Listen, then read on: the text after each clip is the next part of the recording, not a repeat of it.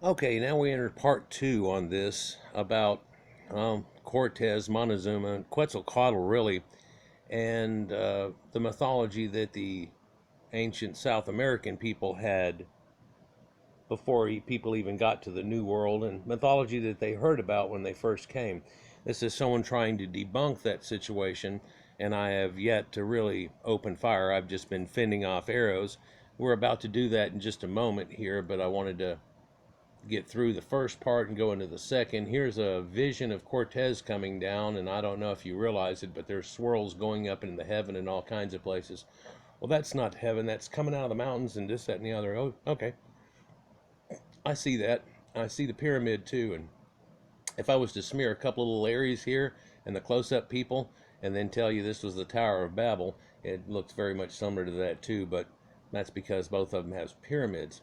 We just got through telling you, or he just got through telling us that they called them Teotl, and that actually means gods, but there are some synonyms that go along with it, and such as fine or powerful or godlike, and that's supposed to refute the idea that whenever they said that these people were Teotl, that they were the people that were of the gods, but actually that is what it means. So we're here at the point of not so reverent actions. By the way, if you haven't seen part one of this, wow, did it bleach out? There we go. If you haven't seen part one of this, you can go to the very end of this and it'll take you back to part one. I don't foresee this going into part three, but it might do so whenever I decide to sideswipe and open fire here in just a moment. For in between the last two videos and trying to look up what Cortez said, popped up this site that I'm familiar with, and we'll get into it in a minute. If the Aztecs had truly believed that Cortez was a god, Cortez himself would certainly have made note of it. But in all letters he wrote to King Charles V, in which he attempted to establish political and moral legitimacy for the war that he had started. Really? You're going to go with that? He never mentions it. In fact, when describing his first encounter with Montezuma, the Aztec Emperor, Cortez portrays Montezuma as recognizing the Spaniards' humanity. In a letter to Charles, Cortez recounted how Montezuma told him, "See that I am of flesh and blood like you, and all are the men, and I am mortal and substantial." Well, yes, but also that's him portraying out, letting you know, it's like, hey, if they finally took over the Egyptians and went in there and he goes, well, you're supposed to be a god and I'm going to be a god killer. And he goes, well, I'm immortal. I'm a human just like you. They bury us. Look, mummies, things. I mean, come on. Did you misunderstand this whole thing? Well, that's not what really is going on here. But also in a statement like that, you can also see that it appears that Cortez portrays himself in the same way, where they're trying to say you're a god and everything, and he goes, no, no, I'm not. I'm immortal and everything. And then does Montezuma recant back to him, well, I'm supposed to be the god of these people, but I'm immortal just like you too. Of course, this is going through translators too, right? Right. Whether or not Montezuma ever actually spoke these words, we can never know, but if the Aztec emperor had proclaimed Cortez' divinity, why did the conquistador leave it out of his letter? Surely such a thing would have gone far in attempts to justify the conquest he sought in the New World. Well, not really. I mean, if you think about it, you say, well, I showed up the primitives and they thought we were gods, so it makes it okay to know. Then and later, it would be looked at as, well, didn't you take advantage? As opposed to, looks like they told him reality. Again, he's leaving out Pizarro's comments where they actually told him straightforward that they were. And then he had to tell them, oh, no, I'm not. And then they go, yeah, you are. Additionally, in the midst of the battle for that conquest, Aztec did not sit passively by and watch the Spaniards take their capital of Teotihuacan. Well, actually, they kind of just gave it over to them. While they found the Spanish horses and guns rather fascinating, the Spaniards themselves had quickly worn out their welcome. Well, yeah. Listen, just to break in here, it seems like everywhere that Mary went, the lamb was sure to go. But then at that same ideal, whenever you pump people up and give them extra things and everything, quite often it seems that there is a rebellion and then that's time to go. Why? Because look, they're even rebelling against the people that brought it to them. It was much like the hikes, though. You can say they brought in the chariot and all these things and everything going on, but then eventually, it out. Well, how often does that happen? Oh, we can recount 5 or 6 right now if we want to, but are we, without even counting this one here, as opposed to a first time, which they tell about themselves, but just talking about the second time here, which is definitely evident. Oh, they were all fascinated by the guns and all. Yeah, okay. In traditional Aztec warfare, soldiers captured enemies for sacrifice, which was thought to be an honorable death. In their war against the conquistadors, however, Aztec warriors delivered a devastating blow to the back of their opponent's head whenever they could. In pre-conquest Tehuantlacan, such a death had been reserved for the city's criminals. And so now he's trying to tell you that, okay, well, they killed them like criminals and everything did. Well, yeah. And even though they're wearing Spanish stuff, or if they were wearing just some native stuff, so if they came in and did this thing, as opposed to doing the normal deal, they might crack their heads too. This is not unique either. We've seen this type of behavior all around the world, echoed in different ways. I'm not sure this helps them in any way. Through the re-examination of the word chattel, a closer work at the actions we know that the Aztecs took in regards to the Spanish presence, we can say with certainty they did not view Cortez as a god. No, I would say that they did, and he showed them that he wasn't. And then in the process of them being taken over and Montezuma just giving it away, they rebelled back towards it. That still doesn't take into account the first sentence there and what had happened. But he keeps talking about Cortez, and he won't talk about Pizarro and his accounts. We're going to in a minute, though, after he makes the next mistake. To get a better understanding how this myth came to permeate the European and Mesoamerican histories of the conquest, we need to examine the works of the preeminent thinkers in post-conquest Mexico. So here he goes, just like I said, planting the myth, or the seeds of a myth. One of the most prominent of these thinkers is the Franciscan friar Trebio de Benavente, known in history as Modolina. While in the decades following the Aztec-Spanish War, many Spanish conquerors made mention of the variant forms of teotl used to identify the conquistadors. Most left it at that. They simply observed its use, telling their leaders it translated as gods or gods. Or telling their readers it translated as gods or gods, and moved on. But Modolina took it a step further. He saw this mistranslation as evidence of God's approval. Writing about the conquest and post-conquest era while living in the Valley of Mexico as a missionary, Modolina noted that the Naha people called the Castilians Tetu, which is to say gods, and the Castilians corrupt the word, saying tules for Modolina, for the use of this word denoted that the Mesoamericans had been awaiting the Spanish arrival. As Ristal notes, this anticipation proved the conquest was part of God's plan for the Americas. Well, I could see that happening, in the New Babylon, and the whole idea that people have definitely seen echoed in some of these things off of it. And you could say that, like people misused Hamites if you look that up, and of course the Arabics, and that led to Islamic slave trade and so on, but that's not about this either. For just like the same situation, these people ruled over another people in this land before these people you're trying to talk crap about came, and they used the same justification. That they were hooked up with the gods and you weren't.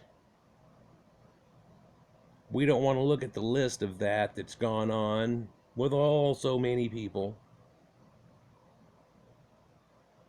This is not anything that's unique.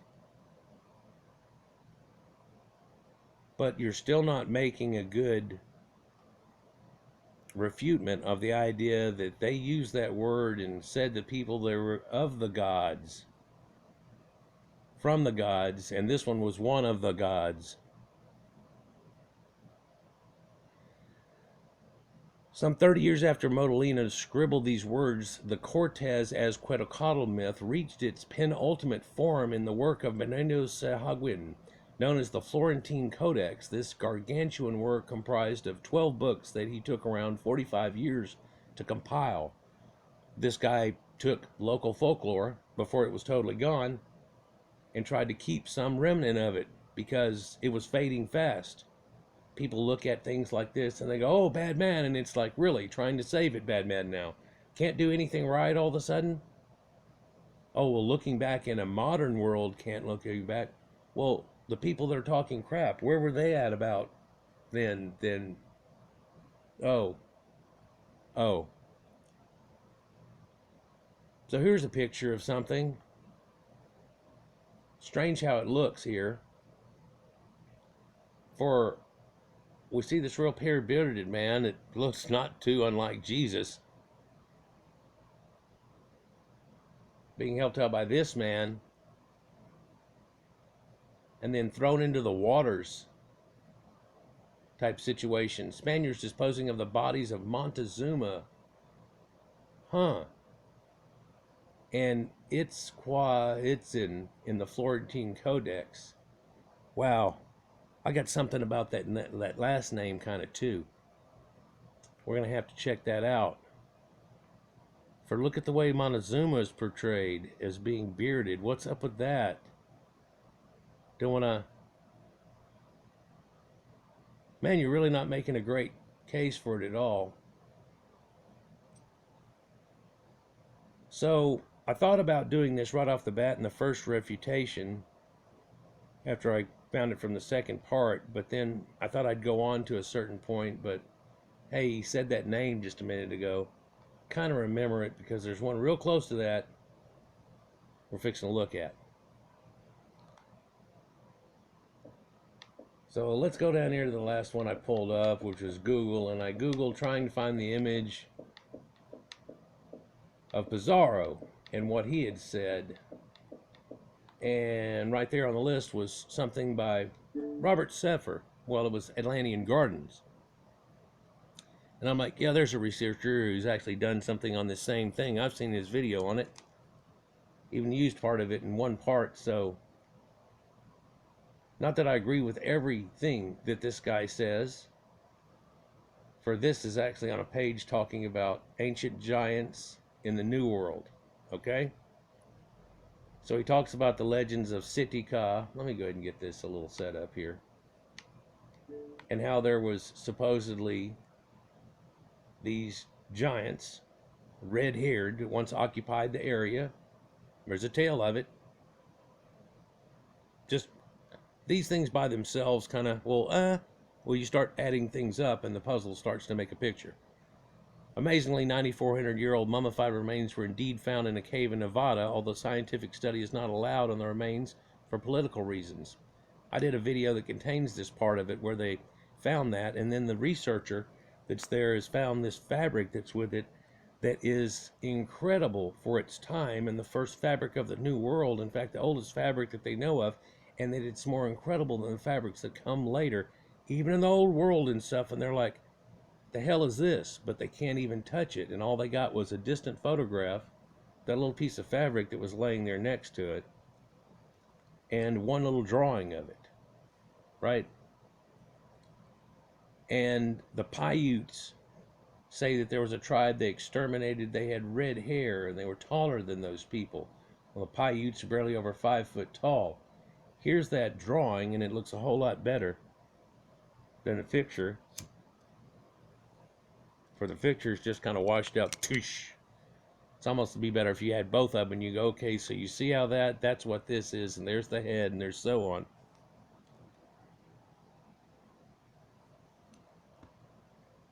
Oldest mummies in the world are Chinchero mummies from northern Chile and southern Peru. I did a video about this. Oldest mummies in the world.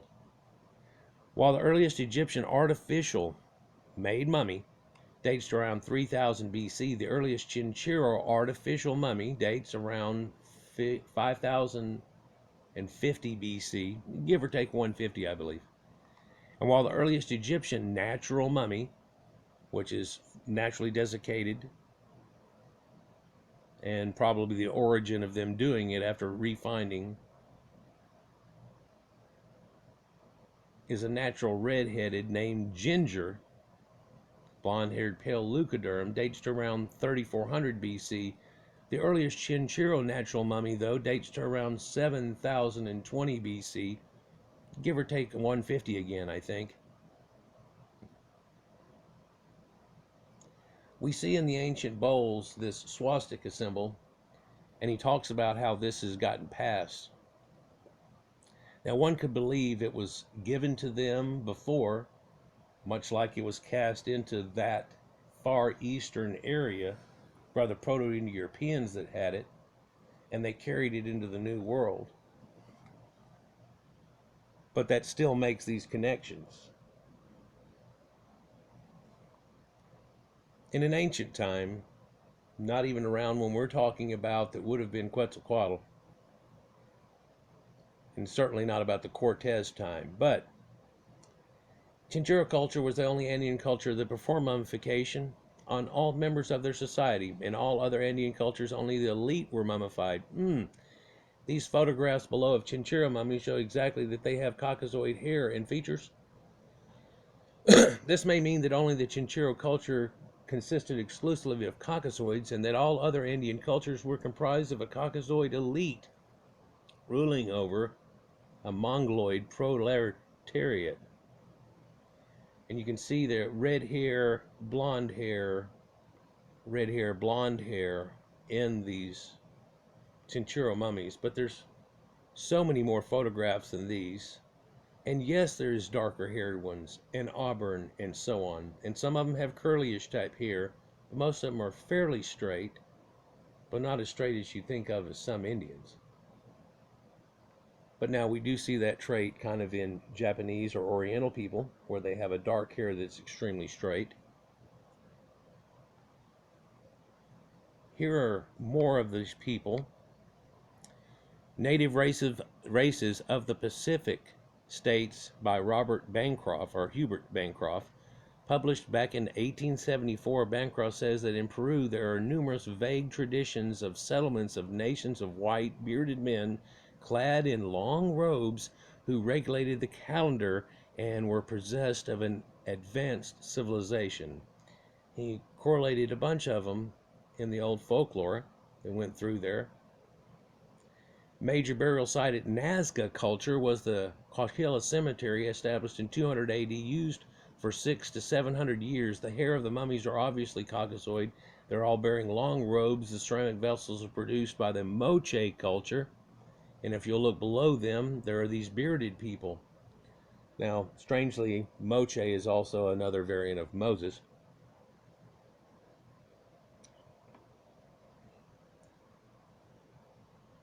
But one look at these pictures of these pre-modern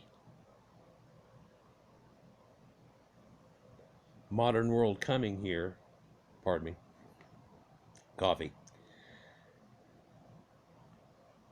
contain this fact. It's not something that was shoved on them later in any way. And you can look at this blonde-haired lady, this man with, darker brown hair, and so on. But some of these are signified as having lighter or blonde hair. You can say that it went gray. But worse than that, it even goes to blue-eyed forms of these same type of people. Now we're going to see that. The photograph below of the village Wari mummies, and I've done a video about this. In fact, use this exact same picture. One of the many pre-Inca peoples who inhabited the area now known as Lima, Peru. They were directly taken from a pyramid bearing the blue-eyed mask you see in the picture beside the mummy, wrapped in 6 layers of wool. Needles were found and other textile materials at the site. And you look at this and you say, man, those look like the Sumerian inset lapis lazuli eyes. It's incredible. Yeah, and if you look at the phenotype and everything, it almost looks like Miss Doubtfire.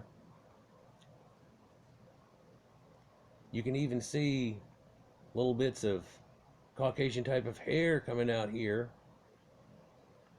But one thing, they're the blue-eyed mummies of Peru.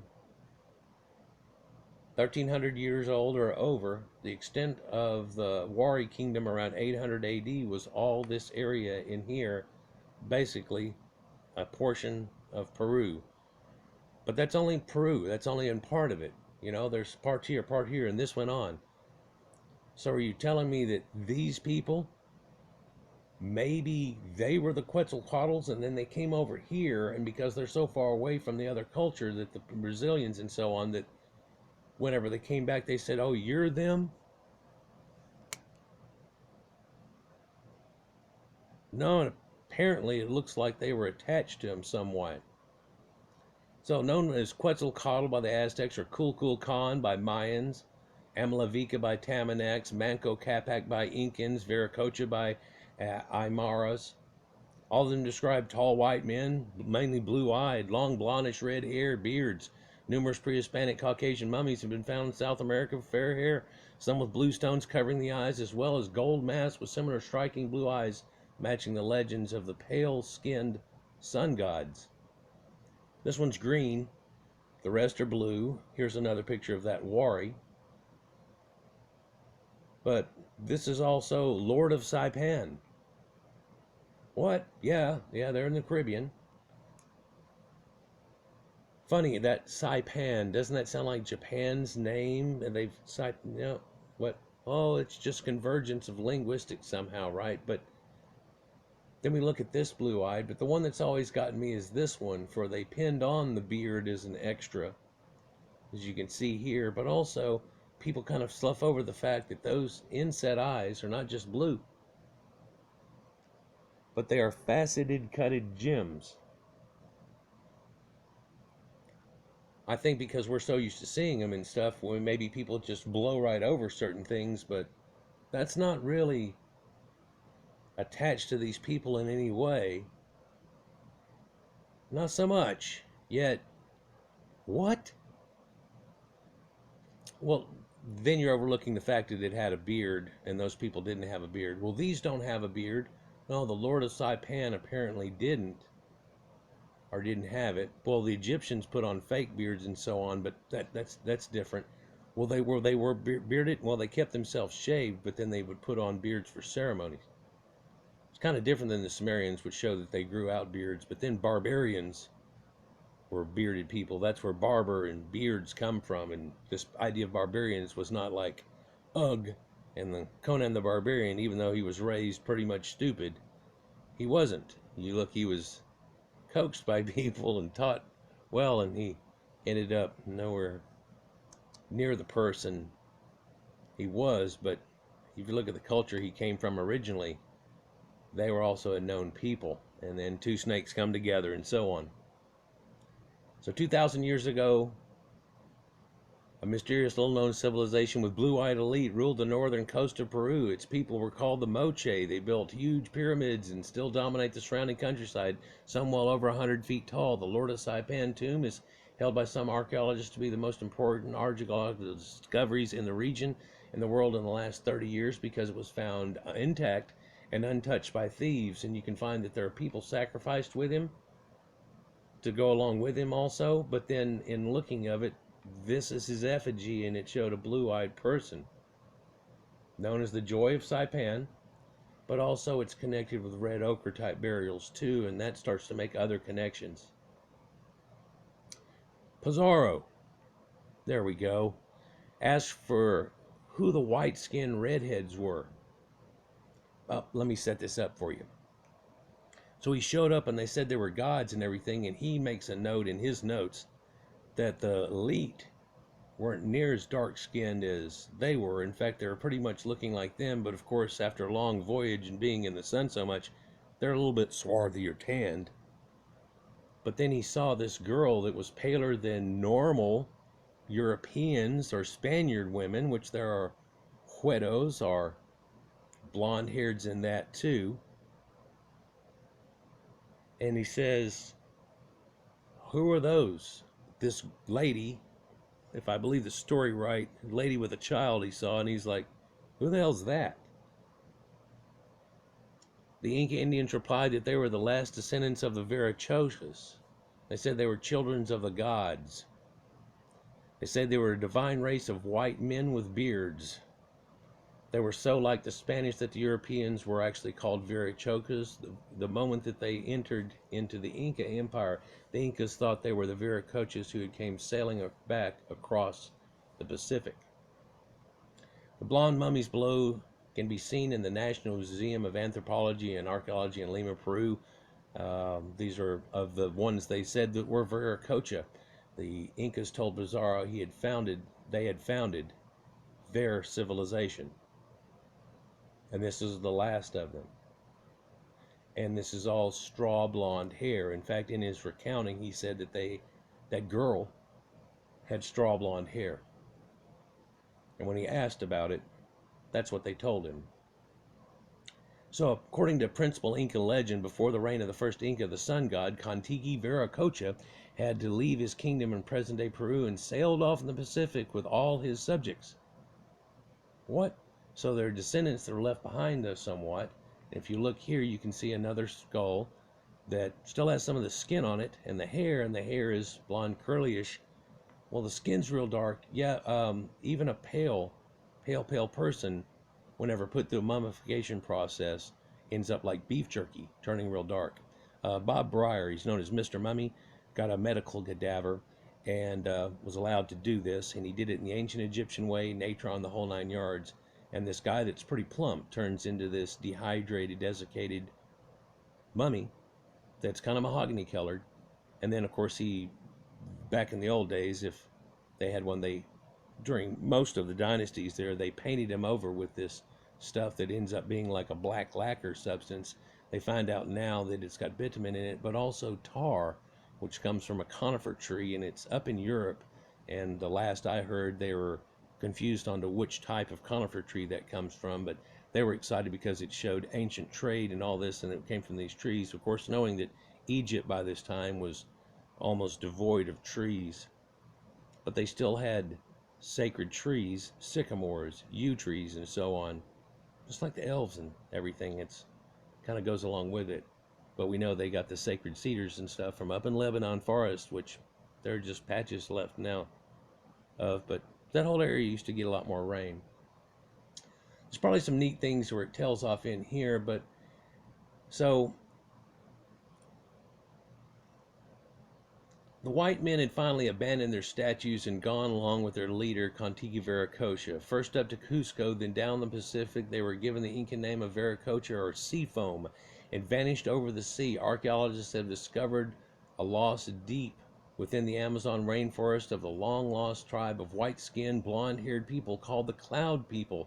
The Cloud People, known as the White Warriors of the Clouds, or the Wari type people, are established pre-Incan kingdom located in the northern region of the Andes in present Peru.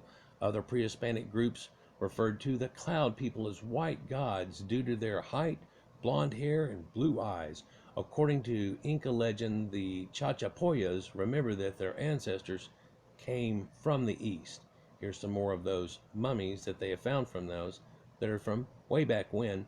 People look over them sometimes and don't think that this fabric right here is quite well made compared to other stuff they find at the time, which looks more like this, which is some type of quilting type material, although this one is super striped and colorful and da-da-da and everything else. Still, there's quite a difference between that and that, even in the same people. But so we can see these Aztec Codexes, or books written by pre-Columbian and colonial era Aztecs. Note the giant picture below has a name near him. The text reads Quetzalmetzin, which is very much like that other name that we were looking at, which it actually means one of the old ones or one of the ancient ones. Now we're about to look at that, but here's other pictures they have there. But when we look at this picture of the giants, some people might be familiar with this somewhat, but it's a group of natives in the central highlands of Mexico capturing and putting to death a giant. It's in the Codex Vaticano, so the Vatican has this, of things that were made by the locals there. There's that name up under it. He's one of the ancients. What are they? They're giants. Of course, I told you this was about giants in the old world. In fact, later he goes off into the ones that are on Patagonia and all these other type things. we're about to leave this, but I wanted to get past the Pizarro point. But also shows this. But notice whenever it shows the ancient Mexicans and they're drawing here, it shows these people that are predominantly black-haired. But I swear back here it looks like redhead, redhead, redhead.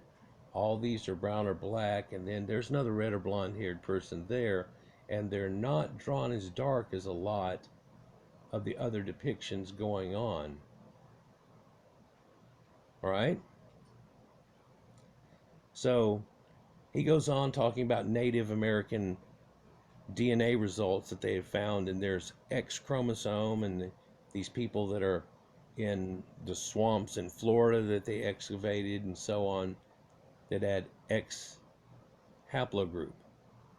Now, when you look at X haplogroup, and you can just wiki this, it strangely shows you these people around the Mediterranean, much like a Phoenician type of Canaanite person, and it's connected there in the old world and the new world in northeastern type colonies, and that shows you something. And people say, well, da da da da. Well, even the people you're trying to say colonized America that you blame on doing that, if you say this, then you're giving up who the Phoenicians were too, by the way. But either way it goes, it's connected, and they still have it. Yeah, it's pretty telling. And so you start to get this convergence idea, and then genetics steps up the plate and goes, there's a little more convergence going on here. And by the way, symbology and things and this plumed serpent gets to be a little bit much. So now let's go back, rather than go to page 2 and keep going on, for there's some stuff that goes with it, but as I remember, it goes on and on about giants, for that's that page that we were looking at that point, and not necessarily one about exactly what we're looking for, but it did have the comment that what we were looking for, and that was the one about Pizarro, which he's negating out of this whole thing, right? So, an intelligent man with an aptitude for languages, Sahaguin traveled into Mexico as part of his Franciscan order and attempts to convert an indigenous population to Christianity. During this time there, Sahaguin learned to speak Nahuatl. With this newly learned Nahuatl skills, Sahaguin recruited the children of Naha elites to work with him on creating the Codex, which we saw part of a minute ago. Oh no! With Sahaguin essentially filling the role of an ancient project manager, his assigned Naha assistants wrote the most of the Florentine Codex. Oh, well, maybe it doesn't have anything to do with the Vaticanus, but the Vaticanus is just a collection of other codexes that were written before his. I don't know if they even have to have a direct connection. Let's continue. This gave the Codex a decidedly indigenous point of view on the conquest of Mexico, yet in this text composed by young Aztec scholars in the decades following the context, we see the following depiction of Montezuma preparing for Cortez's arrival. When Montezuma heard the news, he immediately sent people for the reception of Quetzalcoatl because they thought it was him who was coming, because they were expecting him daily.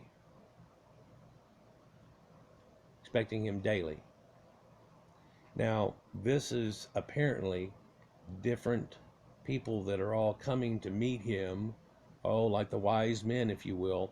And if you look at some of their symbology, they're carrying on, and then they have here with a four-pointed star that looks like a poppy, and this, which is very yin and yang. Oh my gosh, there is the yin and yang in the New World, and kind of suave, but no, and looks like he has a mustache, a mullet. That's weird.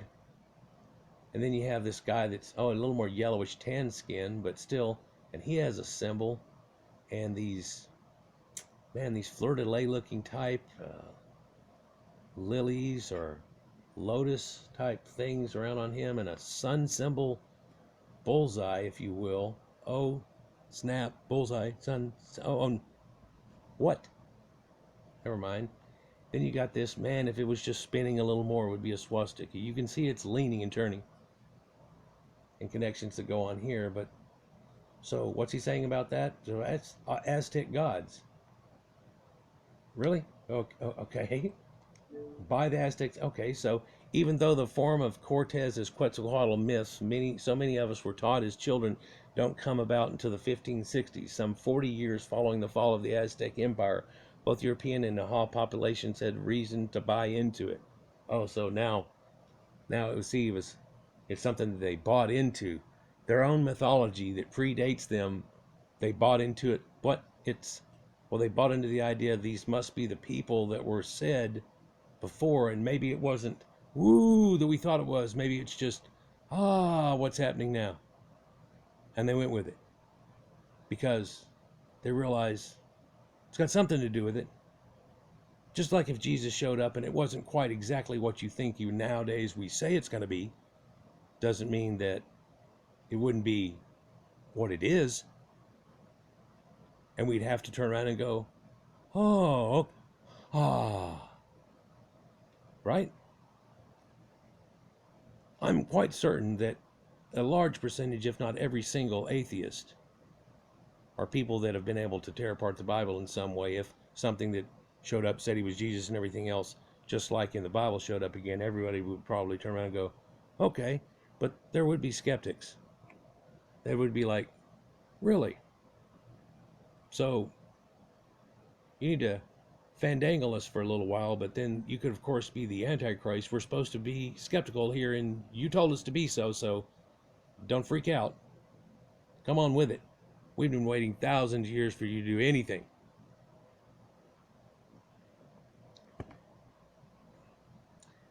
By the time the Florentine Codex was published, the days of the conquistadors were long gone.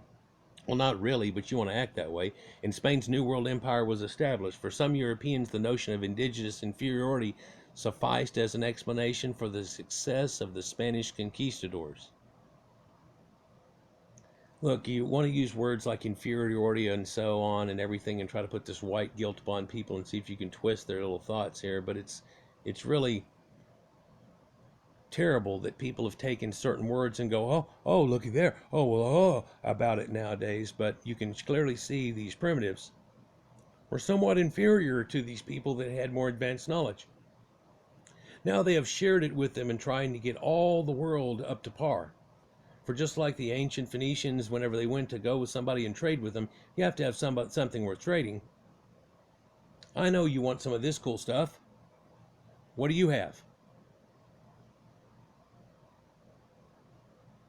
Maybe we should show you how to make what you do a little bit better and everything, and it'll be something that we can also trade with, because I don't want to just pass you by here.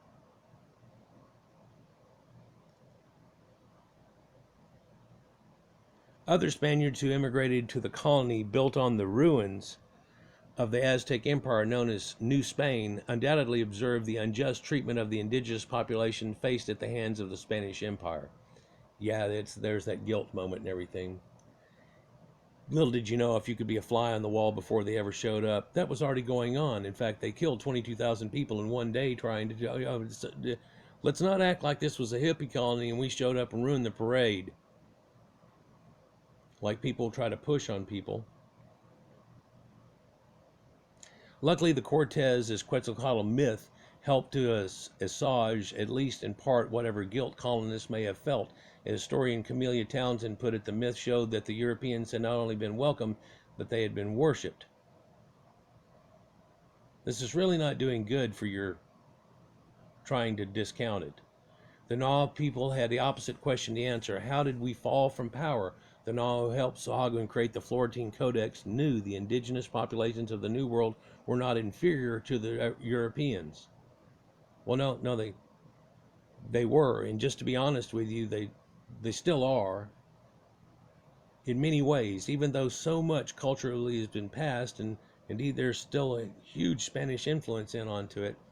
They're still somewhat that way. I mean, you look at modern Europeans today versus what's going on there, and let's just be honest, even in a PC world, try real hard, and you can realize that, there's a lot more advancement going on here out of these people than these over here. Let's just go on before people start thinking bad of me. After all, their ancestors supposedly had built the most sophisticated city in the world, Teotihuacan, and the Aztec Empire had never before known defeat. And on top of that, they had personal memories of fathers and grandfathers who had fought against Cortez and his conquistadors. Oh, sure, and they had a heritage, and we try to keep that alive somewhat. But let's not turn around in their own mythology and turn around and try to lie on their own mythology and how things worked out, because it worked out kind of just like they said. To account for the fall of the Aztec empire from power, the Naha rites of the Florentine Codex ascribed a generally positive attribute, piety, to their ancestors rather than a negative attribute used by some Europeans, inferiority. By explaining that the Aztec lost through this positive lens, the Naha of post-conquest Mexico could remain confident in their ancestors' strength and intelligence while also accounting for their defeat in the Aztec-Spanish War. That's good. That's good. So you don't, like, oh, we were just primitives and these people came along that were like gods and everything. That's okay. It's okay. Could Montezuma and his empire be blamed for losing if they had been stunned, even just temporarily, by overwhelming reverence to their gods? Well, could they have had a myth that went right with everything that just happened, and so they walked right into it? Well, was it a trap? No, it wasn't a trap. It was reality. And it's funny how weird you try to say it's mythology, but it goes right with everything they said. And apparently they had been waiting on them. Exposing the myth, he says. The Cortez-Quetzal myth has been building steam for a few decades before work on the Florentine Codex began, and by the 1560s it reached its final form, one that survives to this day. In order to truly understand what happened in the years of the Spanish invasion and conquest of Mexico, bad man, indeed to understand the history of European colonization, bad man colonizer, in general, we must expose this myth and others like it as falsehood. Well, no, I just exposed it, how it's really got a lot more than you're even willing to refer to. Yeah, and some stuff that goes along with it. And believe me, whenever I tell you that those people supposedly, to prove their point, showed Pizarro and these people these mummies up here and the cloud people. And that's how they got them in that Lima, Peru exhibit there. And it's still there to this day. Myths like this deny agency to the colonized. No, not really. It keeps their myth alive. Because European victory just seemed inevitable when it was not. To keep us from knowing the true, much more interesting story. Well, no, we try to find a much more interesting story, but what's interesting is whenever you put reality together, 2 and 2 becomes 4, and oh my gosh.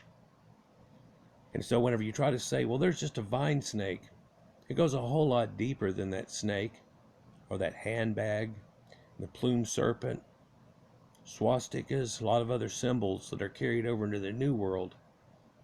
And they themselves said they had dealt with red-headed people, and it's all over the place and so on. Just as rampant as a flood myth is around the world in places, so is the myth of these blue-eyed gods that had helped out everybody. And a lot of people say they're going to come back like Jesus. To one people, it actually did happen at one time. We have record of it. But in a modern guilt complex ridden world, some people want to try to deny that they even said what they said. I find that odd, somewhat disgusting, but then again, most people would find it disgusting that I'm trying to say, here's a plumed serpent, there's a plumed serpent, here's a Chinese dragon, here's this, here's that. It's funny how they all kind of go together. In fact, the attributes they have are all theyese things, and they're wise, and they're dumb, and they've got magic, and all these things, and first they want cattle, and then they want, what is it? Yeah, well, yeah, it goes with these people. And then there was people called themselves dragons, like Dracula himself, or where that comes from, and how that carries on, and that symbology is still around too, and that bloodline is also.